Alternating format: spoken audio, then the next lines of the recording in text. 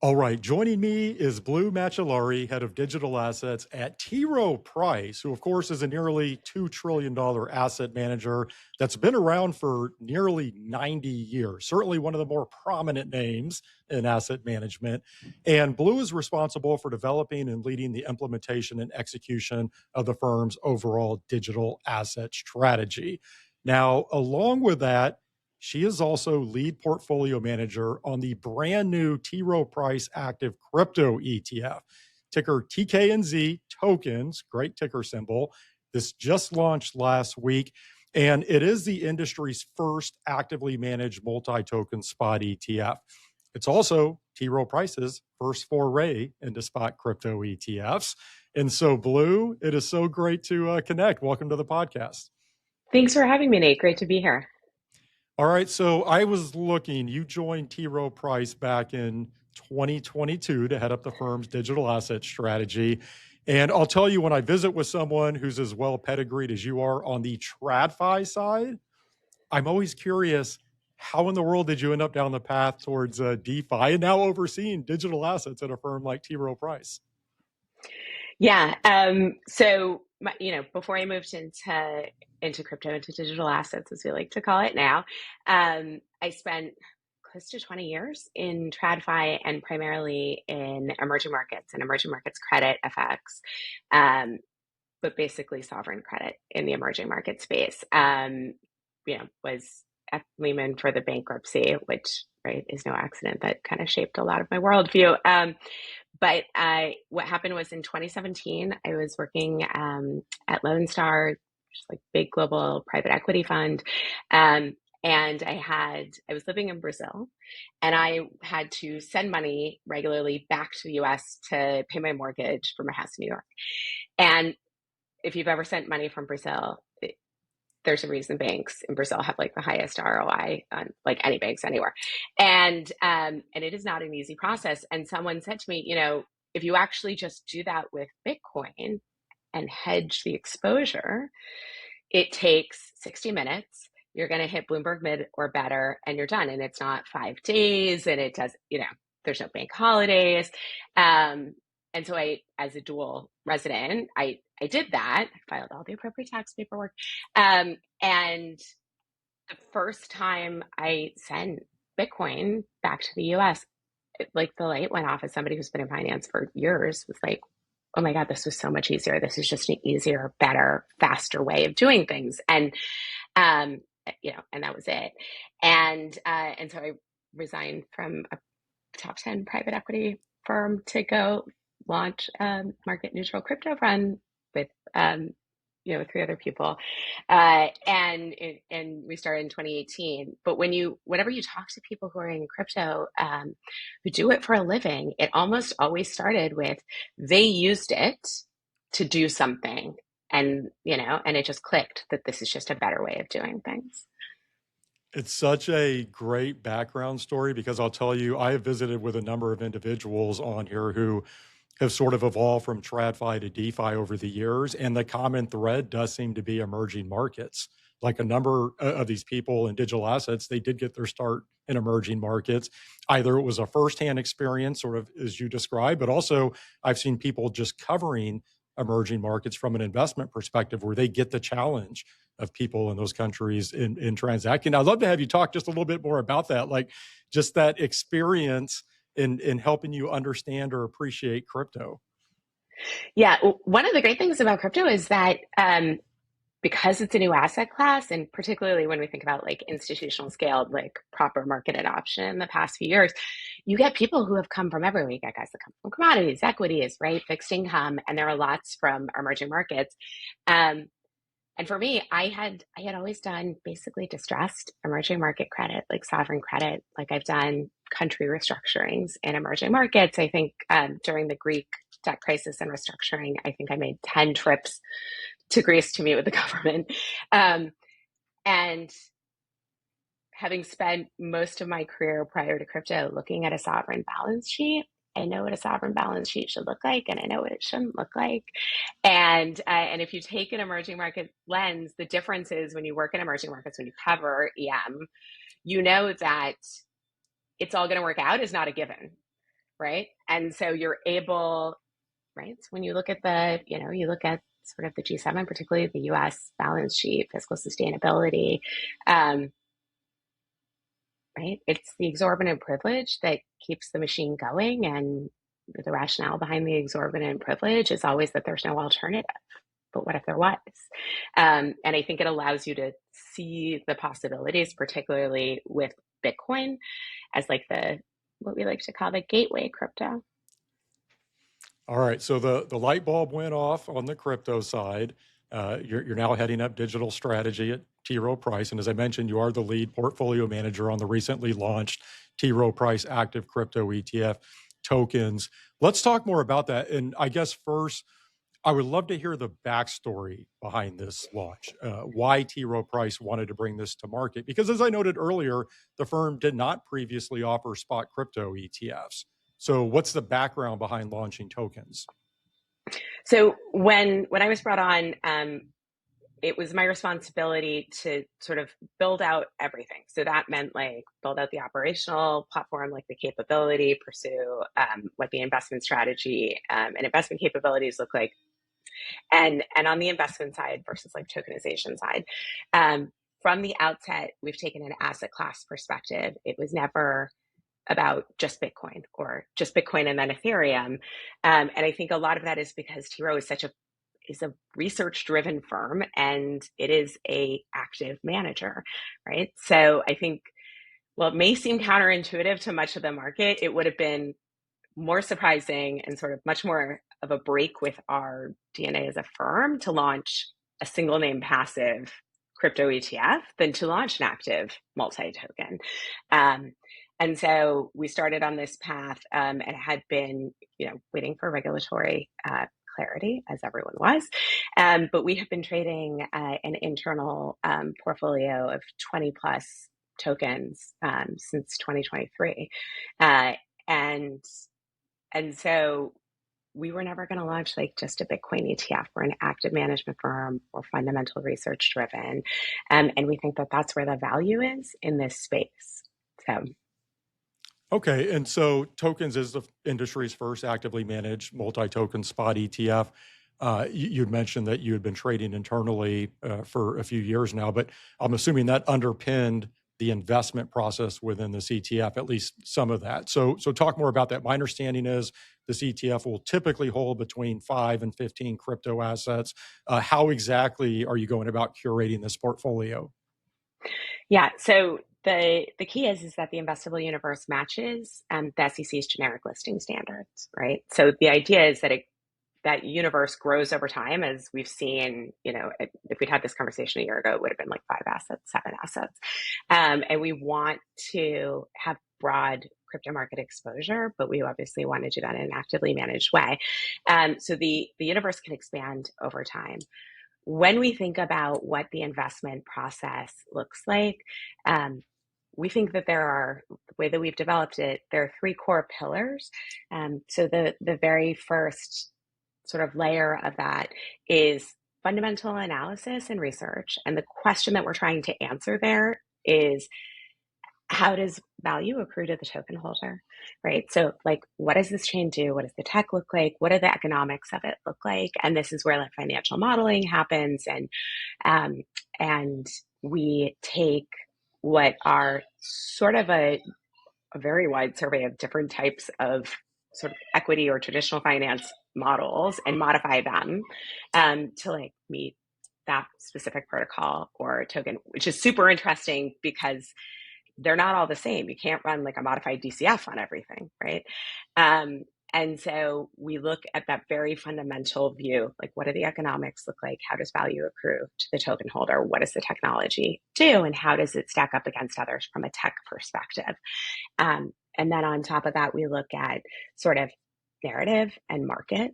And the key around drivers of growth are often going to be narrative driven. So what is the market focused on right now? So like we've had DeFi summer in the past, right? We always have a theme going on, right? We've had DeFi summer. We had one of my favorites, which was like the big DPIN sort of season. I'm a big DPIN user. I run my entire family phone network on Helium, which I love. I have a Hive mapper in my car. And then we sort of look around that narrative. So the tech can be great, right? And the economics can be great. Well, what market is this technology addressing? So what's the size of the market? How suited is the technology to the market? How are partnerships developing? How is the foundation continuing to grow and support development? What are the devs looking at? And what sectors, right, can this either if it's a multi-sector layer one or if it's a highly specialized chain, like what is the sector that it's competing in and how is it stack up against those other chains in that sector? And then it's crypto. So if you're not looking at momentum and trend, like you're still going to get run over by some 22-year-old on Twitter. So that is a big part of it. You can't stick your head in the sand and be like, I'm right on the fundamentals, but it's going to take everyone 6 years to realize that. Like that's not how it works. And so we look at like current market dynamics and how things are moving and sentiment. We're probably the investment team at T. Rowe that uses, Twitter more than anyone else. I think that's probably very easy to say, but we want to look at how the market feels about it, and right, and then on top of that, you have not just crypto sort of native market dynamics. You also have flows. You have now ETF flows make a huge difference. So is there like how is that sort of changing the dynamic of the markets? How does introducing staking to like the Ethereum ETFs, how did that change dynamics in terms of float, right? All of these things. So we look at it from those three pillars in order to get to it for you. Okay, so that's an excellent description of the overall framework. I guess let's do this. If I look at the current positioning of the portfolio, I see around 42% Bitcoin, 18% Ethereum, 11% Binance, which I think is interesting, 10% Solana, and then there's also XRP, Hyperliquid, and some others. Given that three-pillar framework you just described, it might be interesting to maybe highlight one or two of these using that framework and just talk about the current positioning. Yeah. So, I mean, we're obviously in a crypto winter. We've been in a bear market since like sort of the October sell off. So part of it is we want to be positioned somewhat defensively right now. Sort of that we're very versus our benchmark, but benchmarks are what they are. But we're sort of conservatively positioned in Bitcoin, which is a defensive play. But I think one of the things that you will see when you look across, and it was like super interesting to see the comments after the basket got posted and see what people made of it. And one of the things that if you look across everything, one of the key themes that you see is we are very focused on, I'm going to call it on-chain finance, right? So it includes tokenization, includes, right, RWAs, it includes, internet capital markets, right? And we think about Hyperliquid as like a very key, exciting name in that space. On that name, we absolutely love like the revenue generation model that when you model it and you show it to people who aren't in crypto, they get it, which is pretty unique. And like we've seen the movements on the DTCC program and activity. We think that there are a number of names that we're positioned in that are set to benefit either from fundamental participation as key components of internet capital markets. And that's like a Solana, that's an Ethereum. And we think there are a number of names that are moving along with like the GTCC and sort of being part of other projects that are happening. I'll pause there. And if you want to talk about BNB, it sounds we can. like, no, that's great. It sounds like really the focus at the moment, which makes perfect sense to me, is on the value accrual, which tokens, have that potential versus focusing on, say, sentiment right now or momentum, because we know, and I want to ask you about the crypto markets here in a few minutes, but clearly sentiment is not great there at the moment, and momentum is clearly not great at the moment. So it sounds like that's reflected in your portfolio composition right now.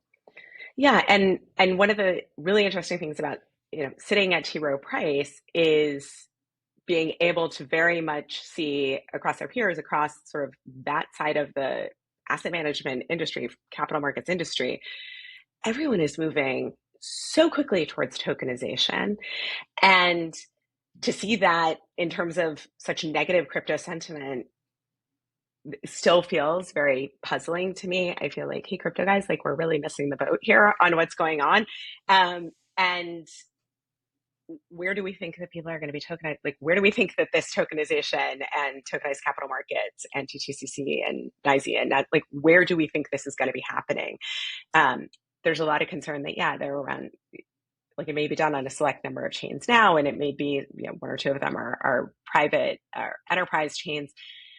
TradFi is going to go through the exact same sort of process and journey that all of crypto went through in terms of understanding which chains are best suited for this. And they're going to end up in the same place. And people in TradFi love to sort of bifurcate and split the baby and say tokenization, good, crypto, bad. And it's like if the value accrues to the token holder and you are ultimately going to be on these chains, because that's the only way it's really going to work. We want 24/7 trading and markets. Like, I can only think of a couple chains that can handle that. We can't separate these things. Is everything you're describing here and going back to the 3-pillar framework, is this really the value of active management in this space? Because as you know, there are a number of index-based multi-token spot ETFs on the market. And so some people may say, well, why go active here? And that's always been a debate that we've seen in traditional assets for decades, right? People debate active versus passive on the equity side, fixed income, et cetera. There's always been this back and forth. But in crypto, I think you just highlighted that there are other factors at play here. It could be momentum, it could be sentiment, or you're looking at the actual value accrual. Is that ultimately how you position the value of active management? Yeah, I think we always joke internally that there's no other asset class where active management and good judgment matters more than crypto. Um, and I think what we started with was the ability for people to access things through ETFs, right? And those were largely single names, and the vast majority of AUM is still in the single names. And the vast majority of the actual ETFs out there are still 100% allocated single names. And we have this very small sort of emerging sector of passive multi-token, and now we have one active multi-token. Crypto trades 168 hours a week, right? An active portfolio gives you the ability to trade if you needed to, or if you wanted to, 168 hours a week, right? We can trade out of hours. We can respond to market movements as they happen. Quarterly rebalancing, a quarter is a really long time in crypto, a really long time. And I think that there is, like, anyone who's invested in crypto on their own knows that they sort of, if you look at the top 10 kind of by market cap, immediately you start thinking, well, but I don't actually want to own that, and I do want to own that, and I want to have more of this, and I want exposure to this. It's like the ability to get increased exposure to names that are up and coming, to names that are new, that are going to take market share from, call them incumbents.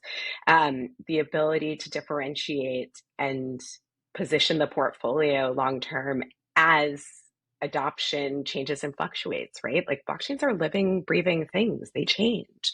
And the ability to position that way, and the ability to use like a fundamental research and view. Like, there are plenty of names that we come up with as there is no way to make the math, like, what would have to happen to make the math work for that token to trade at the valuation it's trading at, even now in this market,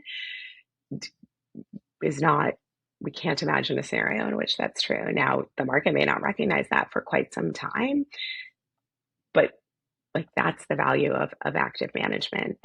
And I think the other value is the ability to go to cash defensively, to use USDC, to be able to take risk off when things are in free fall, to buy, right, when you see fantastic opportunities.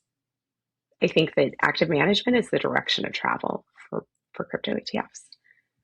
If we were to take a step back from even just active and passive exposure, I'm curious more broadly, what do you view as the role of crypto in a portfolio right now? And again, we'll talk more about the current crypto market backdrop here momentarily, but high level, why should an investor even consider crypto exposure in a diversified portfolio to begin with?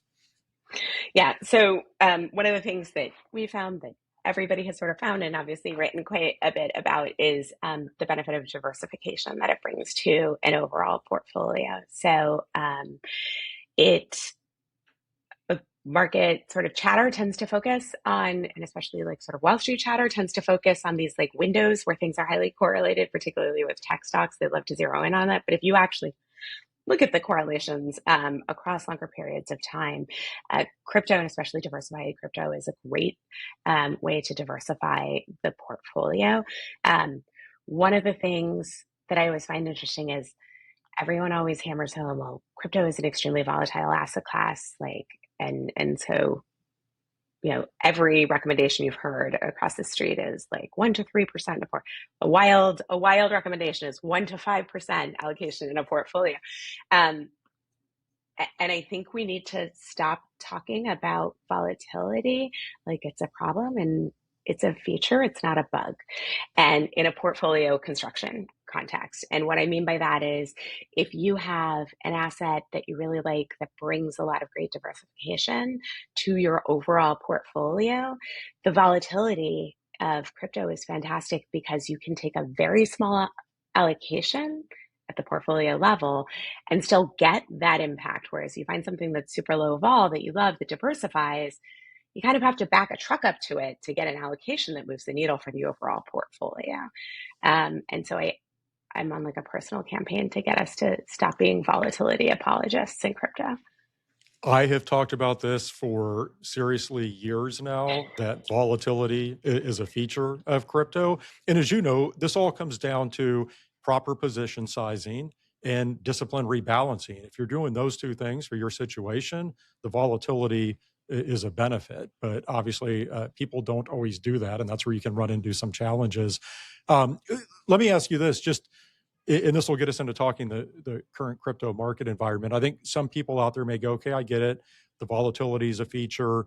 There can be some diversification benefits here, but it has been a really difficult market environment over the past year. And I think most people know the story here, which is you look at Bitcoin, 50% drawdown. You look down at, Ether, Solana, you're talking 60, 70% drawdowns. Um, how do you think about that? Because that is going to scare away investors who maybe otherwise might be interested in crypto. Even though we can be optimistic on it longer term, it's tough to get people excited and optimistic when they see they're in the midst of that sort of drawdown. Yeah, we've seen a crypto winter, what we call a crypto winter, since right, sort of the sell off began in October, and it has been like a deep, persistent crypto winter.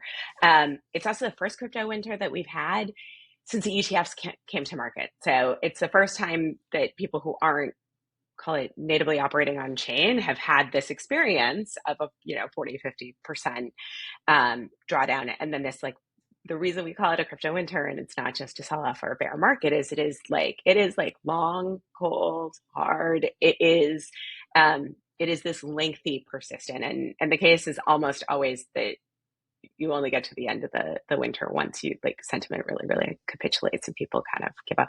If a lot of people are asking you if crypto is dead, then that's a really good sign that we're getting to crypto spring.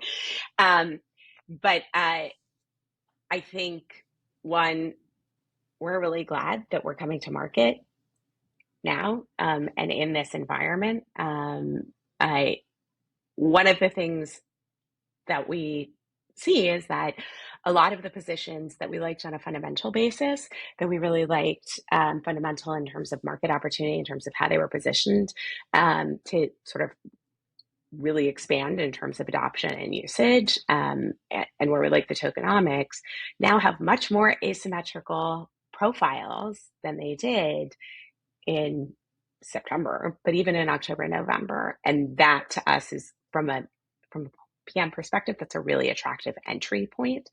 Um, can tell that I spent my entire career at hedge funds and private equity before this, but like I love an asymmetrical profile. Um, I, right. And this is this is an asset class that um, is still very volatility has come down over the past 10 years, and it's come down substantially, but it is still extremely volatile, particularly when you look at it compared to like an equities or a fixed income. And I think that the core drivers haven't. This is what I find so interesting about this particular crypto winter is we have had the sort of core drivers and building by institutions. We always say build in a bear market. We have never seen institutions build and stay and then sort of aggressively outbuild what's happening on the crypto side. In any other market like this, everyone has always historically closed up shop and gone home, and that hasn't happened. We are on the cusp of really like very widespread adoption of tokenization, which kind of changes everything. Um, and so it really is driven by sentiment, and that's going to persist. I think we have really, really choppy markets, like choppy, painful markets sideways. Maybe some, big legs down, depending on what happens with clarity, over the next few weeks and through the end of the summer. But I think that we're coming out the other side of the crypto winter by the time we go in to start heading into the fourth quarter. You mentioned two items there, tokenization and then the Clarity Act. I guess I'll give you a two-pronged question. First, just looking back at the catalyst behind the current crypto winter that we're in, I'm just curious if anything jumps out to you as a primary cause or causes that you've seen as to why we've experienced this significant drawdown. And then moving forward, are tokenization and the Clarity Act, are those two of the primary positive catalysts that could turn things around here? And are there other areas that you're watching? Yeah, I think when we look at the catalyst, I mean, we're coming off of all-time highs. The market was like, just had been turning, and had gotten used to sort of an endless flow of like good news, right? So like we had the like over a 2-year period. So we had the ETFs launch, then we had like new SEC, then we're starting to get all this crypto regulation, we're getting DACOs, we're getting all these crypto IPOs. It was like every time you turn around, there was an endless flow of like positive sort of big developments, and I think we had like the market kind of got hooked on that type of nonstop good news, and there is a slower normal pace like once that kind of transformation happens. And one thing crypto doesn't do well is like sit tight through quiet periods. That's not this market strong suit. And so I think that was definitely one component. It was like coming off a sugar high in a lot of ways. When we think about like catalysts going forward and particularly tokenization, I like the degree to which large financial institutions, call them asset managers, platforms, banks, everyone is talking about tokenization pretty much all the time. Again, there's just cognitive dissonance with like the sort of sentiment, particularly in the crypto native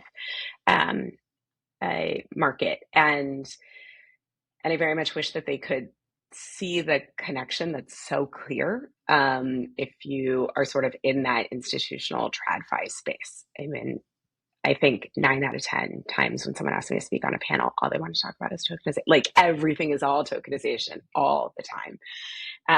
And Wall Street doesn't move fast. Like we don't all move fast. Do you know how long it's going to take to move trading to blockchain? That is like an incredible feat. And the speed at which we're seeing things move is shocking it's shockingly fast from a TradFi perspective. TradFi is not crypto. We do things more slowly. It is going to take time. And I feel like people are just not being, like on the crypto native side, people are not being patient and not recognizing the scope of the build. What about the Clarity Act? How important do you think that is a positive catalyst moving forward? So this is very much I'm coming up on my, yeah, it's like 10 years in crypto now. I am, this is my personal view, and obviously watching it very closely from a number of perspectives, and a number of angles.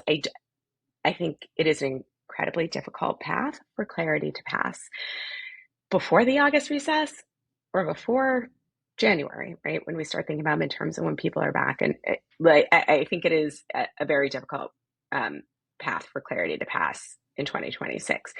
I think that the market is not going to take that well.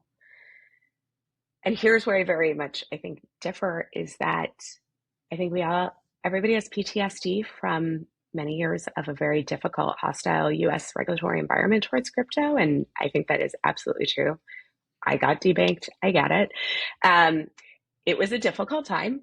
But I think that the sort of crypto markets are overestimating the long-term importance of clarity for institutions to be able to build.